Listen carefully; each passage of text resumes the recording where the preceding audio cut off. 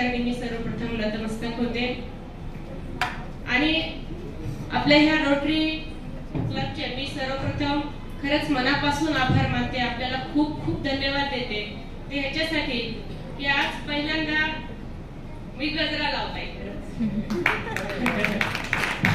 म्हणजे तोही आमच्या एका भगिनीने तिथे येऊन लावला आणि माझ्या लग्नात सुद्धा म्हणजे एवढा साज नव्हता किंवा एवढं सगळं हे नव्हतं. मी दुसऱ्यांचे लग्न हे पाहिले, पण आज खऱ्या अर्थानं जे माझं स्वागत झालंय, जो सन्मान झालाय,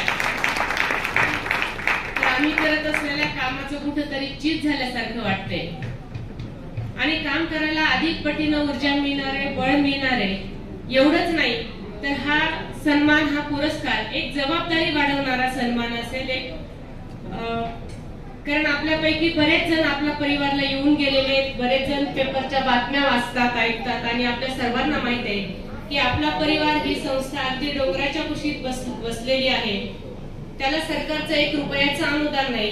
आजी आजोबा ही अंध, अपंग, निराधार आणि ज्यांना शेवटच्या संध्याकाळी ज्यांना घरातून मुलांनी बाहेर हाकललेली अशी आजी आजोबा आपल्याकडे राहतात आणि त्यांच्याकडून काहीही घेतलं जात नाही.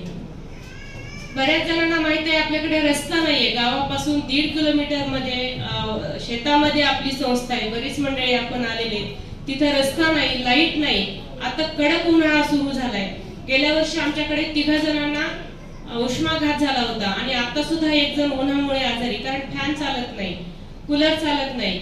हे सगळं करत असताना त्या रस्त्यानं दवाखान्यात आणायची म्हणलं तर आमची अडचण आहे. ह्या सगळ्या गोष्टी करत असताना आम्हाला अत्यंत अडचण येतात. हे फक्त तुमच्यासारख्या दाते मंडळींच्या मदतीवर ही संस्था चालते. एवढंच नाही तर आम्ही आजी आजोबांची सेवा करतानाही आपण सर्वजण पाहताय, त्यांची शुश्रूषा करायची, त्यांना खाऊ पिऊ घालायचं, म्हणजे ज्या हाताने त्यांची सेवा करायची, ज्या हाताने त्यांना खाऊ घालायचे, अगदी त्याच हाताने जेव्हा शेवटचा अंत्यविधी आमच्यावर करण्याची वेळ येते, ती खरंच आमच्यासाठी फार दुर्दैवी गोष्ट आहे. बघा, लहान मुलांवर काम करत असताना आपल्याला माहित असतं की मुलं ही मोठी होणार आहेत, ते आयुष्यामध्ये आनंद निर्माण करणारी आहेत, पण आमच्याकडे